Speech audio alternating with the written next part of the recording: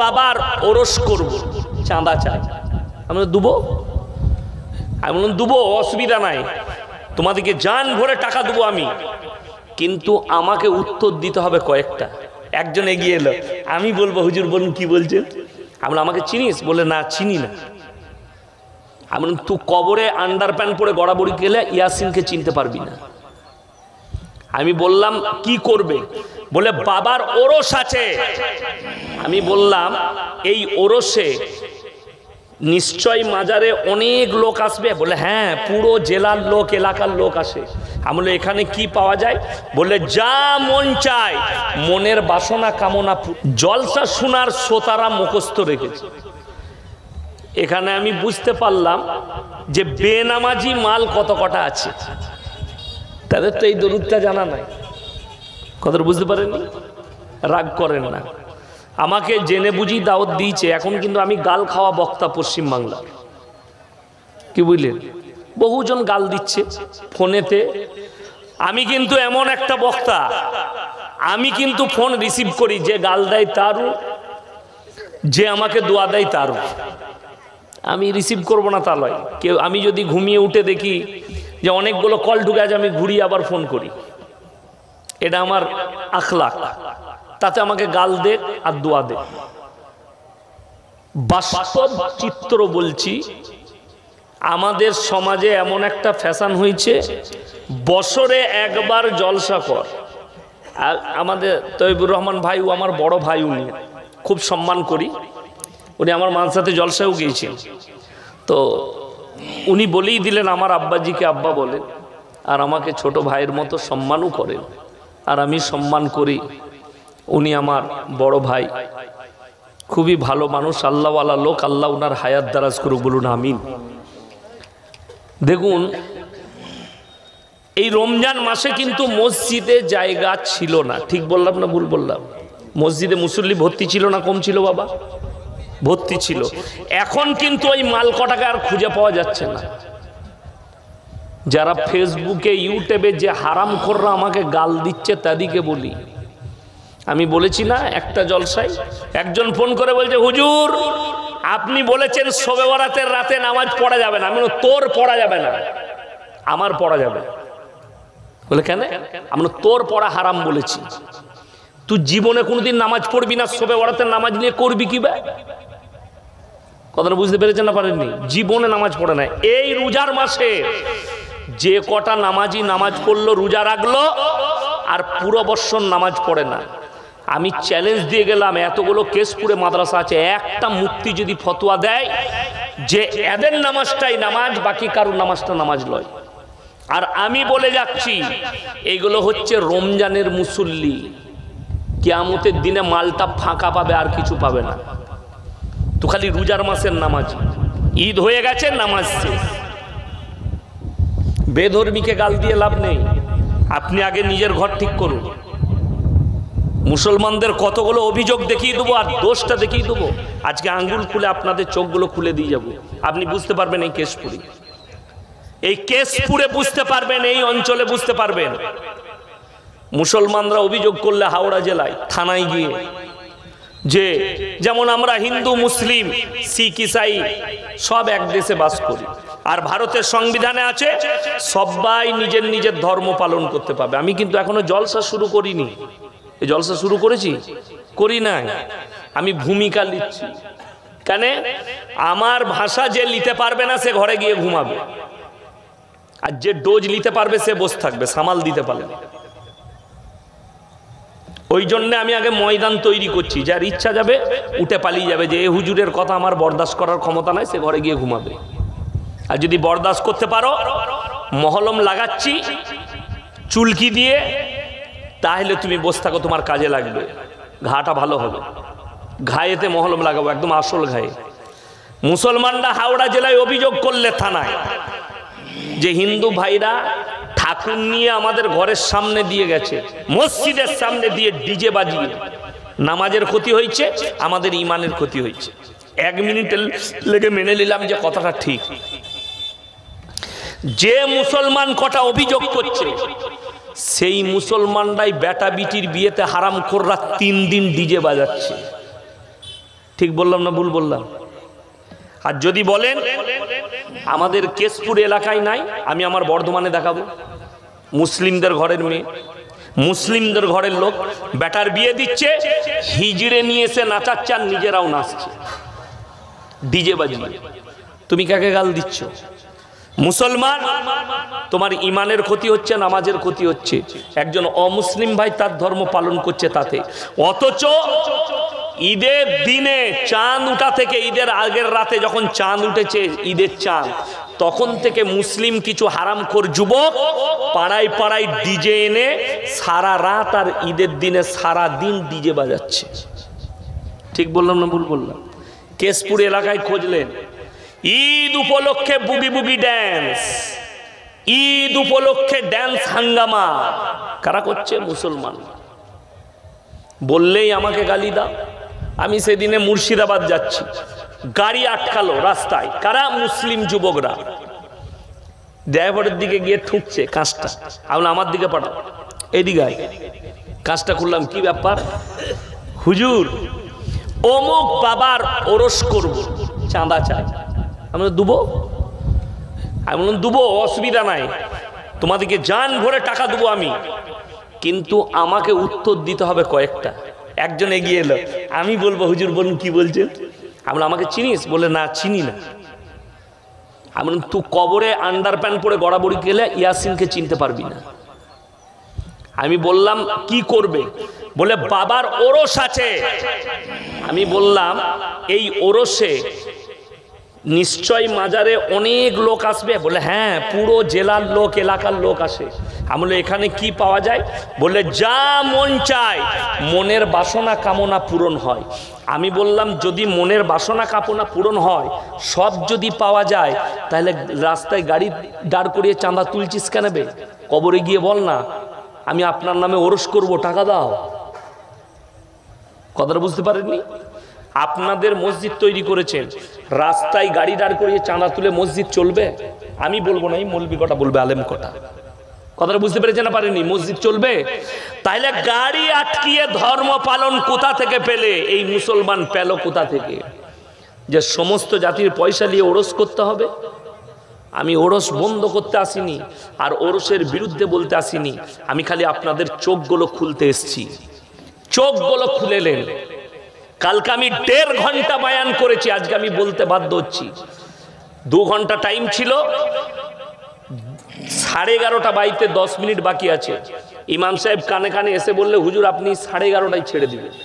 অসুবিধা নাই, আলহামদুলিল্লাহ, আমি তো চাই একটু কম বলবো, রোজই বকছি। ছেড়ে দিয়ে চলে এলাম, পয়সা মিটিয়ে দিলে আমি গাড়ি নিয়ে বেরিয়ে চলে এলাম।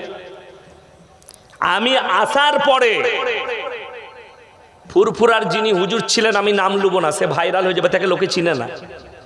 এই নতুন একটা গ্যান্ডা বেরিয়েছে, স্টেজে প্রকাশ্যে আমার নাম নিয়ে গালিগালাজ করেছে। অথচ আমি 1.5 ঘন্টা খালি কোরআন হাদিসের কথা বলেছি, কারণ নাম উচ্চারণ করি নাই। প্রকাশ্যে গালি দিয়েছে। তারা সকালে ফোন করে বলছে হুজুর চলে যাওয়ার পরই ঝামেলা, স্টেজে চেপে কোনো নাই, শুধু আপনার বদনাম, নাম ধরে ধরে। আবার বলেছে ও যতক্ষণ স্টেজে থাকবে আমি ঢুকবো না, যদি আমি ঢুকে দেখি যে ইয়াসিন আছে আমি আর জলসা করব না। আপনারা বলুন আমি বেঈমান না মুসলমান? কথা বলে না? মুসলমান। আমার মাথায় টুপি আছে, দাড়ি আছে, আমি মসজিদে এসে নামাজ পড়লাম না? পড়লাম না। আমি কাফের হলে নামাজ পড়তাম না। বড় কষ্ট লাগে, দুঃখ লাগে, বেদনা লাগে। কি বুঝলেন? যারা মনে করছেন পীর বিরোধী, তারা আমাকে এখনো চিনতে পারেননি। এই মৌলবীরা জানে আমি নিজে পীরের বেটা। আমার আব্বার যিনি পীর, ইনি দেখে এসছেন আমার জলসায় গিয়ে। তেনার আখলাক, চরিত্র, ব্যবহার। আর যারা দেওবন্দে পড়াশোনা করেছে তারা সবাই চিনেন। হযরত মওলানা মুফতি ইউসুফ সাহেব তাওলিকে বড় শ্রদ্ধা করি। হযরত আমার বাড়িতে খাওয়া দাওয়া করলো, নাস্তা করলেন, দুপুরে দোয়া দিয়ে গেলেন। কষ্টের বিষয় একটাই, যে আমি এবং আমার আব্বাজি আজ পর্যন্ত আমি এটা জিজ্ঞেস করি না কেউ কি যে স্টেজে দ্বিতীয় বক্তা কে আছে, আমাকে যে দাওয়াত করছেন আর কোন বক্তা আছে। কেন করি না? যে বক্তা কি দাওয়াত দিয়ে কোরআন হাদিসের কথা বলবে সে একজন মুমিন ভাই। কথাটা বুঝতে পেরেছেন না পারেন? সে যে বক্তাই হোক, কোরআন হাদিসের কথা বলবে, সে তো গান বাজনা করবে না, সে তো ভালো কথা বলবে, যাই বলবে ভালো কথা বলবে সে। এরপর সে যদি রং কথা বলে আল্লাহর কাছে জবাবদিহি করবে। সে তার সাথে আমি জলসা করব না এই ভাষা বলুক। আপনাদের কমিটির ছেলে যারা ফোন করেছিল আমাকে, যদি বলে দিতে পারে যে আপনি বলেছেন কোন কোন বক্তা আছে, এটা আমি জিজ্ঞেস করেছি, আমি এটা জিজ্ঞেস করি না, আমি খালি জিজ্ঞেস করি আমাকে চাপাবে কখন, এই টাইমটা আমি জিজ্ঞেস করি সব জায়গায়। বাকি কে আছে না আছে আমি কালকে জানতাম না কে আছে, আমি যাওয়ার পরে জানলাম অমুকজন আছে, অমুকজন আছে। আমার আগে একজন ফুরফুরেরই বক্তা ছিল, সে আমার সঙ্গে নাস্তা করলে, আমার সঙ্গে চা খেলে আমার হাতে চুমু খেয়ে গেল, বলে হুজুর একটা ফটো তুলুন। তুলুন, সবাই তুলছে, তুমি তুলতে বাকি থাকবে কেন, তুমিও তুলে নাও, ফটো তুললে অসুবিধা নাই।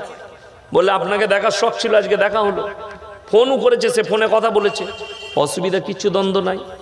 আমি আপনাকে বলি, আজকে আল্লামা ইকবাল লিখে গেছে, ইস ঘর কো আগ লাগি ঘর কি চিরাগ সে। মুসলমান, তোমরা নিজেদের ঘরে নিজের আগুন ধরিয়েছো, অন্য কেউ ধরাই নাই। আর গোটা পৃথিবীতে আপনারা কি মনে করছেন এই যে হুজুর দিকে দাওয়াত দিয়েছেন এরা জান্নাতে নিয়ে যাবে না? এই মাল কটাই জান্নাতি। 100টা হুজুর ধরা পড়বে, আর আল্লাহর নবীর হাদিস এই মৌলবীদের দ্বারা, হুজুরদের দ্বারা জাহান্নামের উদ্বোধন করা হবে। এক শ্রেণীর আলেমদের দ্বারা, যারা সমাজকে কুপথে এবং বিভ্রান্তির রাস্তায় নিয়ে যাচ্ছে, ইসলাম বিরোধী কাজে যারা নিয়ে যাচ্ছে, এই ধরনের আলেমরা পাকড়াও হবে কিয়ামতের দিনে। এটা লিখে দেন প্রথমে, আমি এখনো বক্তব্য শুরু করি নাই, এরপরে শুরু করছি। ইসলামের যে বুনিয়াদ আল্লাহ রেখেছেন ওটা শিক্ষার দ্বারা, এডুকেশনের দ্বারা। আজকে আমাদের দেশে পীর হতে গেলে মাদ্রাসায় পড়া লাগে না, মৌলবি হওয়া লাগে না, খালি বাপ পীর হলেই বেটা পীর হয়ে যায়। আজকে আমি বলতে বাধ্য হচ্ছি, স্টেজে বক্তব্য দিতে গেলে আলেম হওয়া লাগে না, মাদ্রাসায় পড়া লাগে না, খালি মাথায় টুপি আর লম্বা জামা লাগিয়ে দিয়ে দুটো কথা বলতে পারলি সেই স্টেজে এসে কথা বলে আজকে বক্তা সেজে যায়। আমার মুসলমান ভাই, অথচ ইসলামের বুনিয়াদ আল্লাহ রেখেছেন শিক্ষার দ্বারা, এডুকেশনের দ্বারা। কোরআন খুলেন, প্রথম সূরা পাবেন সূরায়ে ফাতিহা, দ্বিতীয় সূরা পাবেন সূরায়ে বাকারা, তৃতীয় সূরা পাবেন সূরায়ে আল ইমরান, চতুর্থ নম্বর সূরা পাবেন সূরা নিসা। এইভাবে কোরআনটা গচ্ছিত আছে। রাসূল আকরাম সাল্লাল্লাহু আলাইহি ওয়াসাল্লামের জামানায় কোরআন একত্রিত ছিল না। আল্লাহর রাসূল চলে যাওয়ার পরে হযরতে উসমানে গনি রাদিয়াল্লাহু তাআলা আনহু কোরআনটাকে একত্রিত করেছেন। জোরে বলুন সুবহানাল্লাহ। শুধু তাই নয়, এই কোরআনের আয়াত পৃথিবীর বুকে আল্লাহ যেটা প্রথম পাঠালেন নবীজির কাছে, ওটা হচ্ছে ইকরা বিসমি রাব্বিকাল্লাযী খালাক। নবীজি গারে হিরার মধ্যে ছিলেন, আর আল্লাহ জিবরিল আমিনের মাধ্যম দিয়ে কোরআন পাঠালেন, হে নবী পড়ো। নবীজি উম্মি ছিলেন, দুনিয়ার বুকে নবীজি কারোর কাছে লেখাপড়া করেননি। এই শব্দটা শুনে অনেকজনা মনে মনে করবেন হুজুর তাহলে নবীজিকে মূর্খ বলছে। না, তুমি শেষ প্রান্তরে গেলে না। নবীজি সাল্লাল্লাহু আলাইহি সাল্লাম পৃথিবীর আদি থেকে অন্ত পর্যন্ত সৃষ্টির শ্রেষ্ঠ। জোরে বলুন সুবহানাল্লাহ। সৃষ্টির শ্রেষ্ঠ, কিন্তু উম্মি, দুনিয়াতে কারোর কাছে লেখাপড়া করেননি। এর পেছনে আল্লাহ এত বড় লজিক লুকিয়ে রেখেছে। এই লজিকটা বুঝার লেগেই আমি আজকে উদাহরণ দিচ্ছি। আমি স্টেজে বয়ান করছি, আমার আগে আমার ভাইজান করছিলেন, শুনেলেন। আমার যদি এখানে উস্তাদ আসে, কি বলবে? ইয়াসিন আমার ছাত্র বলবে না? বলবে না? আমি তার কাছে ছোট না বড়? বাবা কথা বলে ছোট। আমাকে যিনি নুরানি কায়দা পড়িয়েছেন, আমি তার কাছেও ছোট। যতই আমি ফুটানি করি স্টেজে, যেহেতু তিনি আমার উস্তাদ, আমাকে পড়িয়েছেন, আলিফ বাটা হলেও পড়িয়েছেন। কেউ যদি আল্লাহর হাবিবকে শিক্ষা দিত, সে দাবি করে বসতো মুহাম্মদ আমার ছাত্র। আমার নবীকে ছোট করা হতো। তাই যতগুলো নবী পয়গম্বর রাসূল আল্লাহ পাঠিয়েছেন, এদের শিক্ষাগুরু দুনিয়াতে কেউ ছিল না। আল্লাহ নিজের গায়বী মদতে ইনাদিকে ইলম এবং শিক্ষা দিয়েছেন। জোরে বলুন সুবহানাল্লাহ। আল্লাহর হাবিবের কাছে যতগুলো জ্ঞান এসছে, আল্লাহর তরফ থেকে গায়বী জ্ঞান এসছে। আল্লাহর হাবিব পৃথিবীর সব থেকে বড় সায়েন্টিস্ট, বৈজ্ঞানিক, সব থেকে বড় দার্শনিক, সব থেকে বড় অর্থনীতিবিদ, সব থেকে বড় পরিবারবিদ, সব থেকে বড় রাজনীতিবিদ আল্লাহর হাবিব। সব দিকের জ্ঞানের ভান্ডার আল্লাহর রাসূলকে দান করেছিলেন। আজকে যারা ফুটানি করছেন, কেউ পদ পেয়ে, কারুর টাকা হয়ে, কারুর শক্তি হয়ে, কারুর সৌন্দর্য দেয়, তাদের জানা নেই আল্লাহর হাবিব সাল্লাল্লাহু আলাইহি সাল্লামকে আল্লাহ তাআলা একটা দুটো মানুষের নয়, 70টা পুরুষের সমান শক্তি দান করেছিলেন। জোরে বলুন সুবহানাল্লাহ। শুধু একদিকে শক্তি, শরীরের শক্তি নয়, 70টা পুরুষের যতগুলো শক্তি হওয়া দরকার, সমস্ত রকমের শক্তিটাই নবীজিকে আল্লাহ দান করেছিলেন। অথচ নিজের জীবন দশায় 63 বছরের জীবনীতে একটা পোকা মাকড় কীট পতঙ্গর ওপরেও নবীজি এই শক্তিকে প্রয়োগ করেননি। জোরে বলুন সুবহানাল্লাহ। আল্লাহর হাবিব সাল্লাল্লাহু আলাইহি সাল্লামের কাছে শিক্ষার আয়াত এলো। এখানে এতগুলো মুসলমান ভাই বসে আছেন, আপনারা সকলে জানেন প্রত্যেকটা মুসলমান নরনারীর জন্য দ্বীনি ইলম হাসিল করা কি বাবা? কথা বলে না? ফরজ।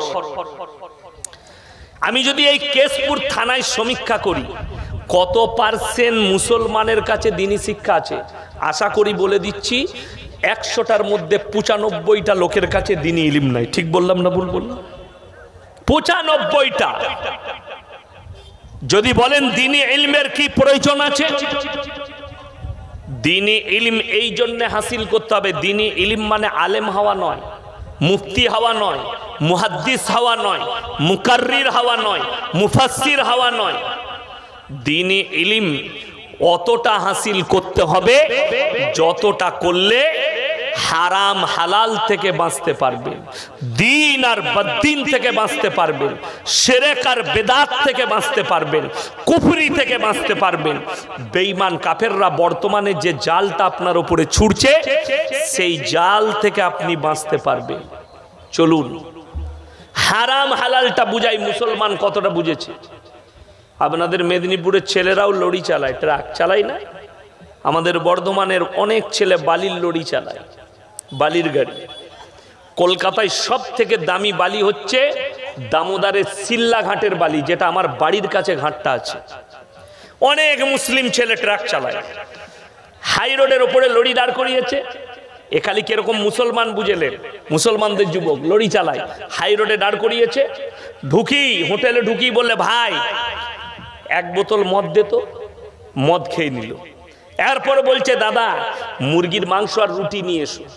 সে বেচারা হোটেলের কর্মচারী মুরগির মাংস আর রুটি এনেছে। তখন জিজ্ঞেস করছে এই জাতে মাতাল হলে কি হবে, তাল ঠিক আছে।